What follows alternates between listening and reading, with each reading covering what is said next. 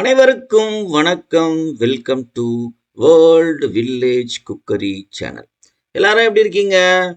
நாம இன்னைக்கு செய்ய போற dish cauliflower garlic cheese fry. Cauliflower வந்து நம்ம பக்கோடா போடுவோம், 65 மாதிரி வறுத்து சாப்பிடுவோம், அப்புறம் குருமால போடுவோம், பொரியல் மாதிரி செய்வோம். இது மாதிரி ஸ்லைஸாக பத்தையாக வெட்டி அதில் கொஞ்சம் மசாலா சீஸ் எல்லாமே போட்டு இது மாதிரி ஃப்ரை பண்ணி கொடுத்தீங்கன்னா வீட்டில் இருக்கிறவங்களாம் அவ்வளோ விரும்பி சாப்பிடுவாங்க. பர்டிகுலராக பசங்க விடவே மாட்டாங்க, கொண்டான்னு சாப்பிடுவாங்க. அவ்வளோ டேஸ்ட்டாக இருக்கும். செய்யறது ரொம்ப ரொம்ப ஈஸி. முக்கியமாக வந்து ரொம்ப ஹெல்த்தி. இந்த வெயிட் லாஸ்லாம் ட்ரை பண்ணுறவங்க அந்த டயட்டில் முக்கியமானது வந்து இந்த காலிஃப்ளவர். வாங்க இந்த காலிஃப்ளவர் கார்லிக் சீஸ் ஃப்ரை எப்படி செய்யுதுன்னு பார்க்கலாம். அதுக்கு முன்னாடி நம்ம சேனலை சப்ஸ்கிரைப் பண்ணாமல் இருந்தீங்கன்னா சப்ஸ்கிரைப் பண்ணிடுங்க. பக்கத்தில் பெல் ஐக்கான் வரும், அதையும் ப்ரெஸ் பண்ணிடுங்க. காலிஃப்ளவரில் முதல்ல நடு மண்டையில் ஒரு கட் பண்ணிக்கணும். இது மாதிரி ரெண்டாக பிரிச்சுடுங்க. பிரிச்சுட்டு இதை எப்படி அப்படியே ஸ்லைஸாக கட் பண்ணணும். ஒரு 8 mm 10 mm திக்னஸில், ஒரு அரை இன்ச்சுக்கு கொஞ்சம் கம்மியாக இருக்கணும். இது மாதிரி அப்படியே முழுசாக கட் பண்ணணும், பத்தியாக. அப்படியே எடுத்து பார்த்தீங்கன்னா தூரத்துலேருந்து மரத்தை ஒரு ஆலமரம் அரச மரத்தெல்லாம் பார்த்தா எப்படி இருக்கும், அது மாதிரி இருக்கும். இப்போ நான் செய்யறதுக்கு 2 பீஸ் மட்டும் எடுத்து காமிக்கிறேன். இது கட் பண்ண பீஸை வந்து சுடுதண்ணியில் ஒரு 1/4 மணி நேரம் போட்டு ஊற வச்சுட்டு அதுக்கப்புறம் தான் நம்ம ப்ராசஸ் பண்ணணும். காலிஃப்ளவரில் வந்து பெஸ்டிசைட்ஸ் அதிகமாக யூஸ் பண்ணுவாங்க. உள்ள பூச்சி இருக்கிறதுக்கான வாய்ப்புகள் இருக்குது. அதனால ஒரு 1/4 மணி நேரம் ஊற வச்சுட்டு எடுத்துக்கலாம். அதே மாதிரி ஒரு 20 பல்லு பூண்டு ஒன்றும் பாதியமாக முதல்ல கத்தியில் கட் பண்ணிடலாம். இது மாதிரி கட் பண்ணிவிட்டு சாப்பர் இருந்ததுன்னா இது மாதிரி சாப்பரில் போட்டுங்க. இல்லை நைஸாக கத்திலேயே கூட கட் பண்ணிங்க. சாப்பரில் போட்டு நல்லா பொடியாக, உங்களால் எவ்வளோ பொடியாக கட் பண்ண முடியுமோ அவ்வளோ பொடியாக கட் பண்ணோம். ஆனால் மிக்சியில் போட்டு பேஸ்ட் மாதிரி அரைக்கக்கூடாது.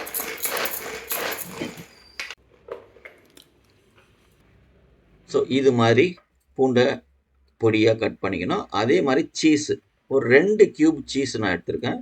அதையும் வந்து நம்ம இது மாதிரி சீவி வச்சுக்கலாம்.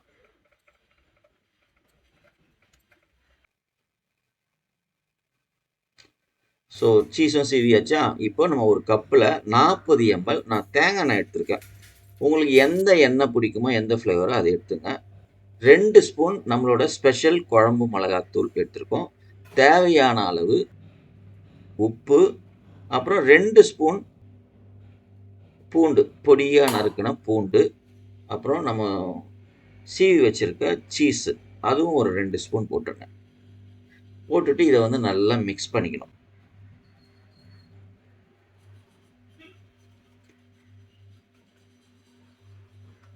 So garlic cheese masala ready ஆயிடுச்சு. இந்த மசாலாவை வந்து நம்ம காலிஃப்ளவர் மேலே ஃபில் பண்ண போகிறோம்.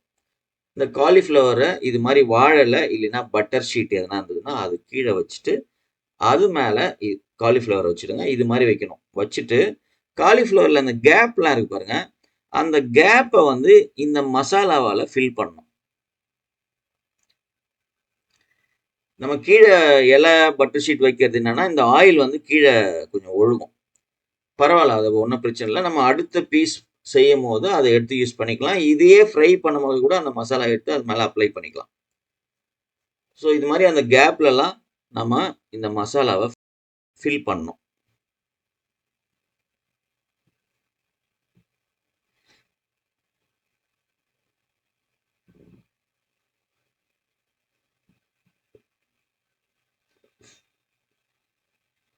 அப்புறம் அந்த ஆயில் இருக்கும்ல, அந்த ஆயில் எடுத்துட்டு அந்த காலிஃப்ளவர் ஃபுல்லாக ஆயில் அப்ளை பண்ணிடுங்க. நீங்கள் அந்த மசாலாவை ஃபுல்லாக அப்ளை பண்ணணும்னு இல்லை.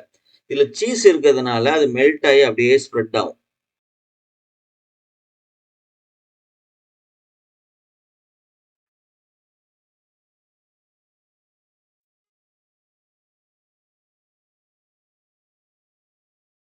அதே மாதிரி முன்னாடி பண்ண மாதிரியே ஒரு ஆயில் எடுத்து இந்த காலிஃப்ளவர் ஃபுல்லாக அப்ளை பண்ணிங்க. நல்லா பார்க்கறதுக்கும் கலர்ஃபுல்லாக இருக்கும். மசாலாவில் வந்து நம்ம சீஸ் போட்டிருக்கோம், கார்லிக் இருக்குது, செமையாக இருக்கும், செம்ம டேஸ்ட் இருக்கும். ஸோ ஒரு பானில் வந்து கொஞ்சம் போல் லேசாக ஆயில் போட்டு ஃபுல்லாக ஸ்ப்ரெட் பண்ணி விட்டுருங்க. காலிஃப்ளவரை எடுத்து இது மாதிரி வச்சுருங்க. வச்சுட்டு ஒரு கவர் கண்டிப்பாக இந்த பானுக்கு இருக்கணும். பான் கவர் இல்லாமல் இதை பண்ண முடியாது. இல்லைன்னா நீங்கள் ஓவனில் வச்சு செய்யணும். இதை மூடி கரெக்டாக ஒரு 4 நிமிஷம் எடுத்து பார்த்துட்டு இதை அப்படியே நம்ம திருப்பணும்.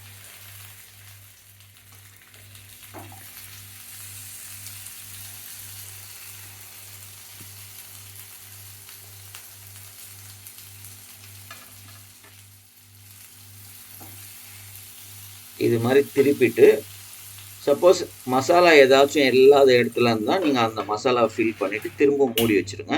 திரும்ப ஒரு 4 நிமிஷம். இந்த நடுவில் நம்ம வந்து இதுக்கு ஒரு சட்னி ரெடி பண்ணிக்கலாம். இப்போ பாருங்கள், இதுவும் 4 நிமிஷம் ஆயிடுச்சு. இதை நம்ம திருப்பிட்டு எப்படி இருக்குன்னு பார்க்கலாம். பாருங்கள் எந்த அளவுக்கு சூப்பராக நல்லா அருமையாக கோல்டன் கலரில் ஃப்ரை ஆயிடுச்சுல்ல. இப்போ என்ன பண்ணோம்னா, நம்ம சீவி வச்சுருக்கோம்ல, சீஸ் கொஞ்சம் இருக்கும், அதை மேலே லேசாக இது மாதிரி அப்ளை பண்ணிவிடுங்க.